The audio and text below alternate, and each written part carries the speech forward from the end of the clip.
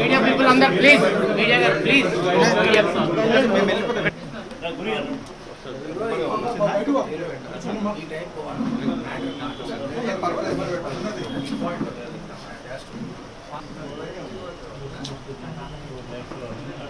అదే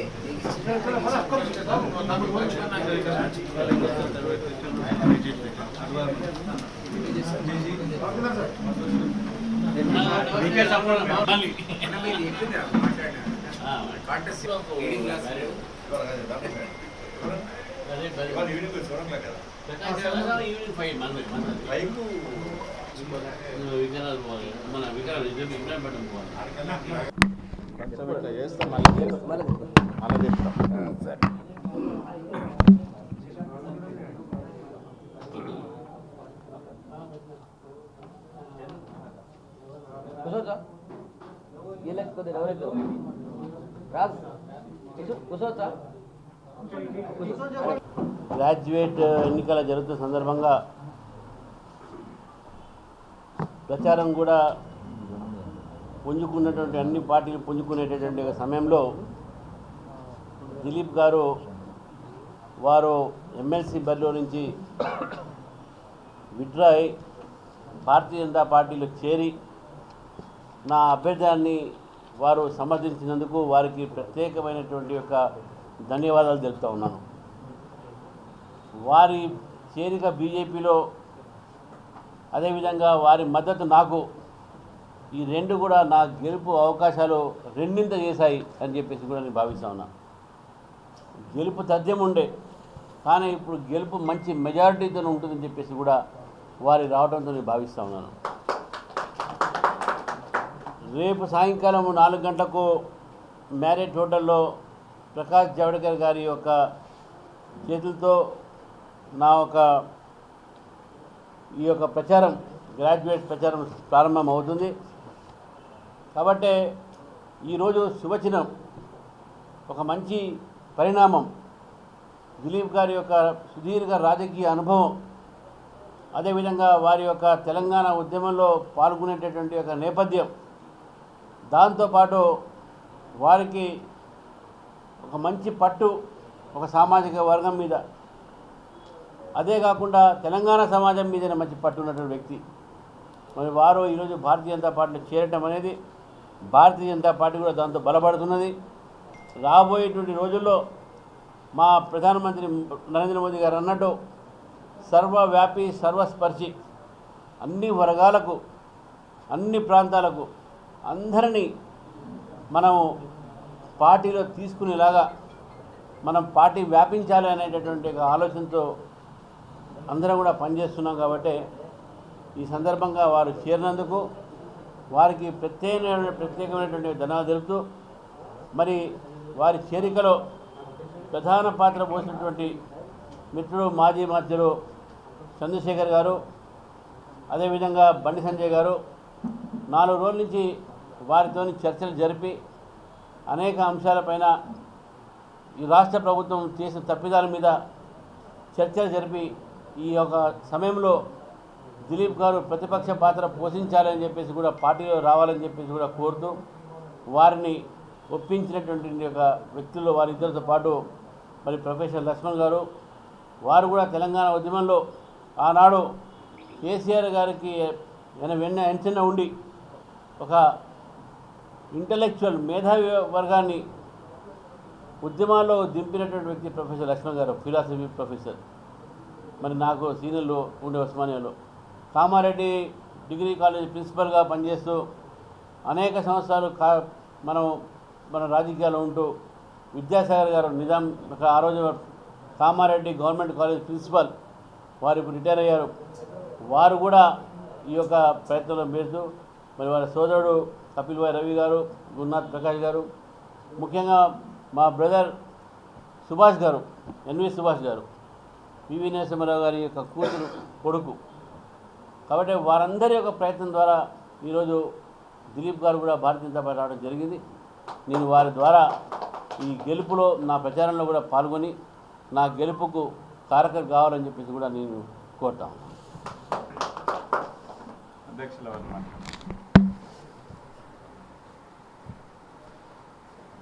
పాత్రికేయ మిత్రులందరికీ నమస్కారం. ఒక మంచి శుభ సందర్భం, ఒక సంతోషకరమైన వాతావరణం. పెద్దలు, మాజీ ఎమ్మెల్సీ,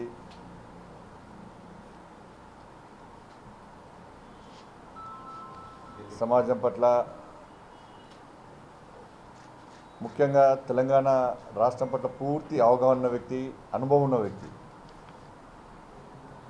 ఎమ్మెల్సీగా ఉన్న సమయంలో కూడా అనేక విషయాల మీద స్పందించినటువంటి అనుభవజ్ఞులు, పెద్దలు, గౌరవనీయులు శ్రీ దిలీప్ కుమార్ గారు ఈరోజు భారతీయ జనతా పార్టీలో నా సమక్షంలో చేయడం నేను చాలా గర్వంగా ఫీల్ అవుతా ఉన్నాను. వారు ఎమ్మెల్సీగా పోటీ చేయాలని ఆలోచన ఉండే. ఢిల్లీలో కూడా రాజకీయాలకు అతీతంగా చాలా సందర్భాల్లో కలుసుకున్న వారు. నేను తెలంగాణ రాష్ట్రంలో రాష్ట్ర ముఖ్యమంత్రి నేతృత్వంలో తెలంగాణ రాష్ట్ర ప్రజలకు జరుగుతున్న అన్యాయము, దోపిడీకి వ్యతిరేకంగా చాలా సందర్భాల్లో చర్చించుకోవడం జరిగింది. వారి యొక్క సూచన సలహాలు కూడా తీసుకోవడం జరిగింది. వారి అనుభవం కూడా తెలుసుకోవడం జరిగింది. 3 ఎమ్మెల్సీ ఎన్నికల సందర్భంగా వారు కూడా ఒకటే ఆలోచన, ఈ దోపిడీ ఆగాలి, ఈ కుటుంబ పాలన అంతమొందాలి, ప్రజలకు న్యాయం జరగాలని చెప్పి ఒక కసి వాళ్ళ పట్టున్నది.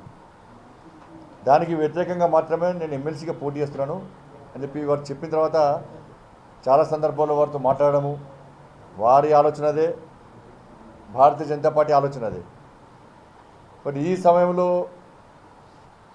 రాష్ట్ర ముఖ్యమంత్రిని, ఈ టీఆర్ఎస్ పార్టీని ఎదుర్కోవాలంటే టీఆర్ఎస్ పార్టీ వ్యతిరేక శక్తులందరూ కూడా కావాలి. రాష్ట్ర ముఖ్యమంత్రి ప్లాన్ ప్రకారము తన వ్యతిరేక ఓటును చీల్చే ప్రయత్నం చేస్తూ ఉన్నాడు. కానీ ఈ సమయంలో ఈ రాష్ట్ర ముఖ్యమంత్రి యొక్క అవినీతికి వ్యతిరేకంగా, ఈ గడిల పాలనకు వ్యతిరేకంగా, ఈ కుటుంబ పాలనకు వ్యతిరేకంగా, ఈ నిజాం పాలనకు వ్యతిరేకంగా ప్రజలు తీర్పు ఇవ్వాలంటే దాని ప్రత్యామ్నాయం ఏదో ఆలోచించుకోవాలని చెప్పి అనుకున్న తర్వాత మరొక పెద్ద మనసుతో ఆలోచించి ఎట్టి పద్ధతిలో నా ఆలోచన అదే, మీ ఆలోచన కాబట్టి అందరం కలిసికట్టుగా ఇద్దాం. మరి జాతీయ పార్టీ భారతీయ జనతా పార్టీ ఇంత గతంలో పనిచేసిన పార్టీలో సిద్ధాంతాల ముఖ్యము, మోడీ గారి నాయకత్వం నాకు ముఖ్యము. కాబట్టి నేనే విరమించుకుంటా. నాకు కావాల్సినటువంటి ఆలోచన ఒకటే, ఈ రాష్ట్ర ముఖ్యమంత్రి గుండెపాఠం చెప్పాలని ఆలోచన కాబట్టి తప్పకుండా నేను మీ సలహా మేరకు, మీ కోరిక మేరకు నేను తప్పకుండా విరమించుకుంటానని చెప్పి వారి పెద్ద మనసుతో రావడం నిజంగా చాలా సంతోషం.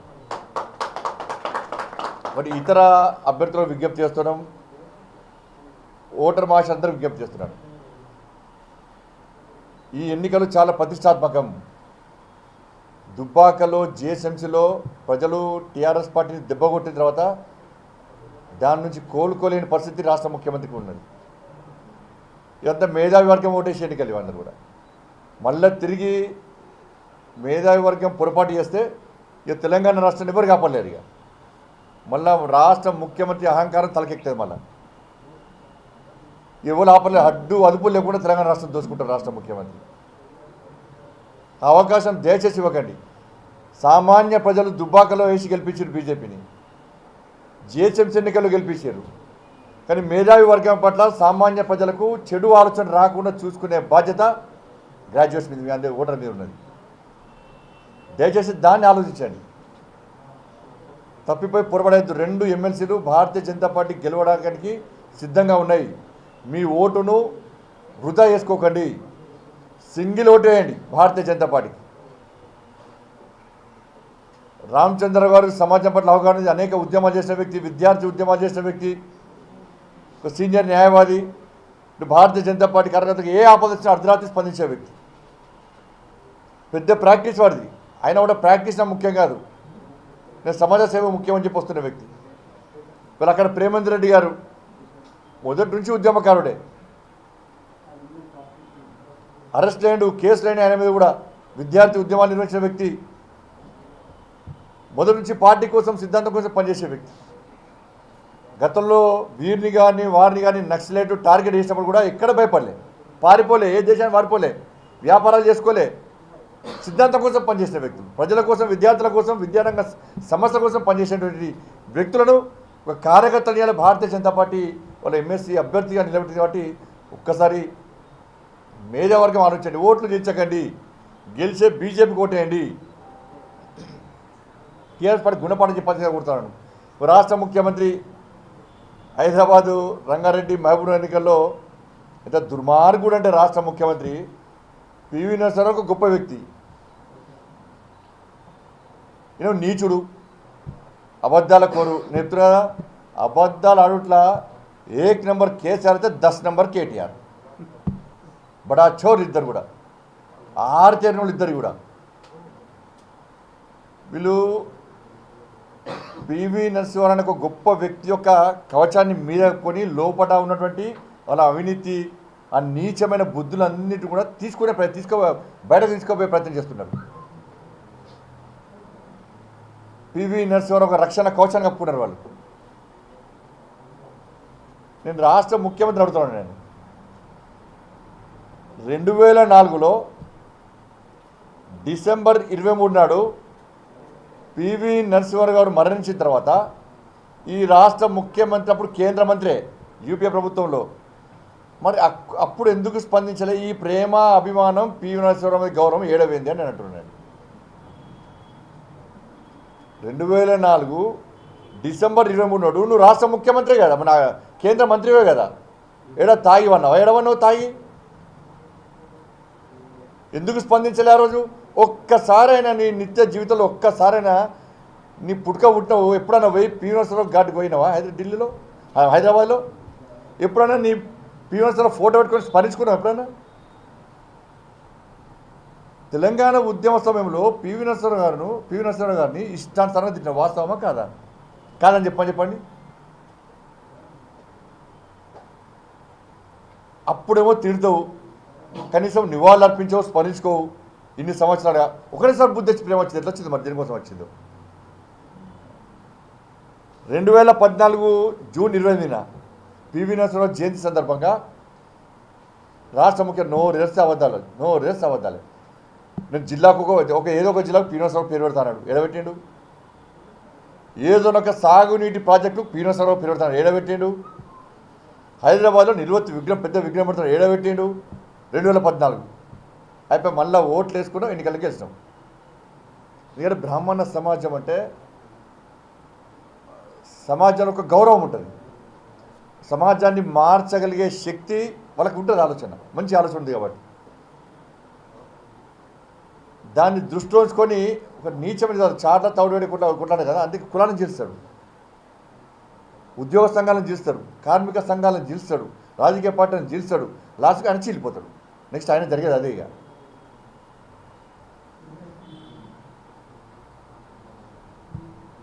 అప్పుడు ఏమన్నాడంటే విదేశాలలో కూడా పివి నరసింహారావు జయంతి ఉత్సవాలు చెప్తాడు. మునగాడిని, నేను పోటుగాడిని, ఇతర దేశాల నాయకులు తీసుకొచ్చారా ఈయన జయంతి ఉత్సవాలు చెప్తాడు. ఎంతమంది పిలిచినావు? ఎక్కడ చేసినావు నువ్వు? గత ఏడాది జూన్ 20 నాడుగా పివి నరసింహారావు శత జయంతి ఉత్సవాలు చెప్తాను చెప్పి కమిటీ వేసింది అనుకోటి. ఆ బతుకమ్మ కమిటీలో కానీ దీనికి ఒక కమిటీ వేసిండు. 10 కోట్లు కేటాయించినాడు. చెప్పు, 10 కోట్లు ఏడ ఖర్చు పెట్టినావు? ఎవరికి ఇచ్చినావు 10 కోట్లు? ఏడ ఖర్చు పెట్టినావు? ఎన్ని ఉత్సవాలు, ఎన్ని కార్యక్రమాలు చేసినావు నువ్వు? జయంతి రోజు వస్తున్నావు, ఊరుసుకుంటూ ఉపన్యాసాలు చెప్పిండు, 10 కోట్లు ఇస్తున్నాడు. దానికి ఒక కమిటీ వేసిండు. ఆ ఒక్కరోజు హంగు ఆర్భాటం చేసిండు. హైదరాబాద్లో జిహెచ్ఎంసీ ఎన్నికలు చెప్పి హోర్డింగ్లు పెట్టుకున్నావు, నీ గద్దముక్కు ఫోటోలు పెట్టినావు. దాన్ని చూసి భరించలేక ప్రజలు జిహెచ్ఎంసీలో నీకు గుణపాఠం చెప్పినావు. ఏం చేసినావు నువ్వు కార్యక్రమాలు అంటే ఉన్నాడు. నేను గ్రామాలు వేస్తాను, మండల వారిగా వేస్తాను, జిల్లాల వారిగా వేస్తాను. ఒక్క జిల్లా చూపట్టి ఎక్కడ చేసినావు? ఒకటో రెండో కార్యక్రమాలు చేసినావు. దాన్ని పివి నరసింహారావు గారు శత జయంతి ఉత్సవాలు బ్రహ్మాండంగా చేస్తామని చెప్పి ఇలా ఊగదప్పుడు ఉపన్యాసం చెప్తాను. ఇవాళ ఏం చేసినావు అంటున్నా? 10 కోట్ల రూపాయలు ఏడో వేసినా 10 కోట్ల రూపాయలు చూపట్టు, అకౌంట్లో చూపట్టు. నాకు దేనికి ఎంత కట్టినా చూపట్టి. వాళ్ళ ఎక్కడ కార్యక్రమాలు చేసినావా నువ్వు? మన వర్ధంతి కార్యక్రమం సందర్భంగా ఎందుకు రాలేదు? ఫామ్ హౌస్ దాటి ఎందుకు బయటికి రాలే? ఒక్క జయంతి ఉత్సవానికి వస్తేవి పోతే పట్టే పోతాయి ఇవన్నీ. అందుకే పివి నరసింహారావు అంటే ఇవాళ ఇంకొకటి జిహెచ్ఎంసీ ఎన్నికల సందర్భంగా అడో బెకార్ గారు ఉంటాడు, ఓవైసీ, అక్బరుద్దీన్ ఓవైసీ. ఓవైసీ అనే వ్యక్తి మూర్ఖుడు, అక్బరుద్దీన్ ఓవైసీ అనే మూర్ఖుడు పివి నరసింహారావు ఘాట్ కొడతాడు. ఏడవన్నావు నువ్వు అంటున్నా ముఖ్యమంత్రి, సోయి లేకుండా ఏడవన్నావు, ప్రగతి భవనం అన్నావు, ఫామ్ హౌస్ అన్నావు, ఖండించాడు దమ్ము నీకు లేదా నీకు?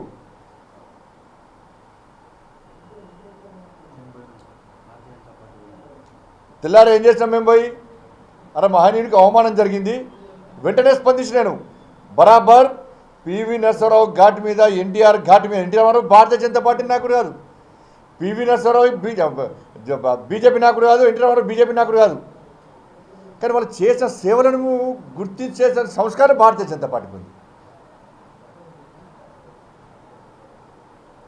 నేను స్పందించిన 2 గంటలో దమ్ముంటే అక్బరుద్దీన్ ఓవైసీ పివి గారి ఘాటి మీద, ఎన్టీఆర్ ఘాటి మీద చెయ్యేసి చూపెట్టు, 2 గంటల లోపల నీ దారుస్థలం కొలవడతా అని చెప్పిన దమ్మున్న పార్టీ భారతీయ జనతా పార్టీ.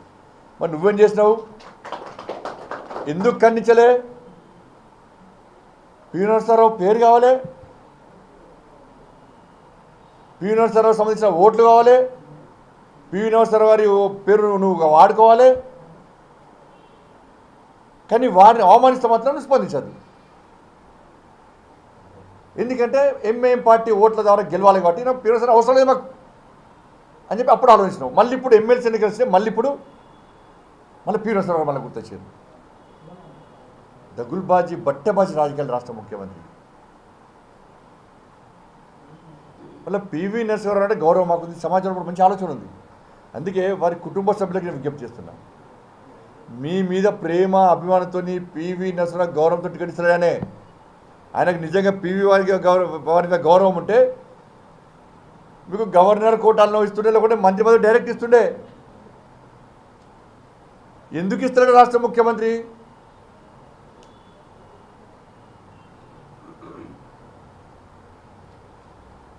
ఇలా ఇక్కడక్కడ గెలవరు కాబట్టి గెలవని సీట్ మీకు ఇచ్చాడు.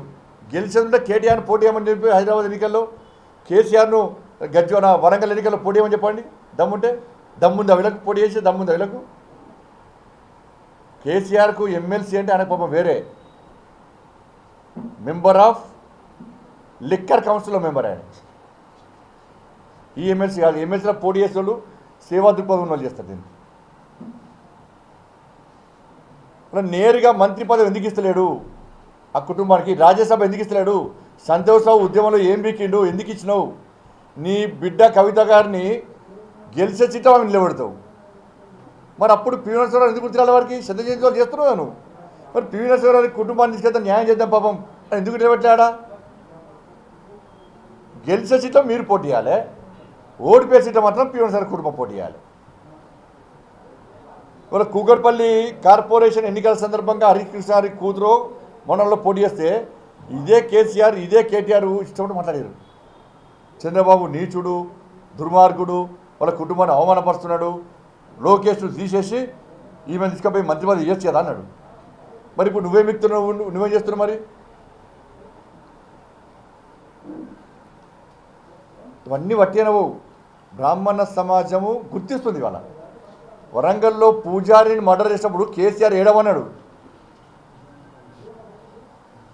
ఎంఐఎం పార్టీ ప్రేరేపిత వ్యక్తులు ఇలా వరంగల్లో నడిబొడ్డిన పూజారిని దేవాలయం లోపలికి పోయి నిరుపేద పూజారిని మర్డర్ చేసినప్పుడు ఏడవేండు కేసీఆర్ అంటున్నాను.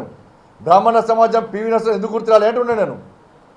పివి నరసింహారావు స్ఫూర్తి తెలుసుకొని ఇలా బ్రాహ్మణ సమాజం ముందు పోతుంది. వాళ్ళ మొన్న వామన్ రావు గారి దంపతులను హత్య చేసినప్పుడు ఇంతవరకు రాష్ట్ర ముఖ్యమంత్రి స్పందించాలి.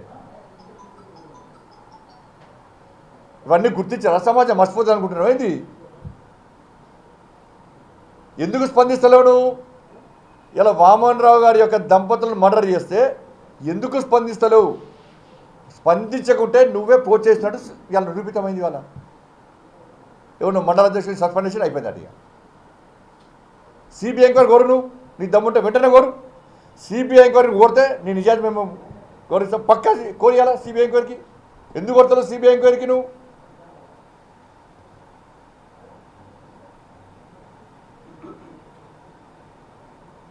ఇవన్నీ వట్టే నువ్వు.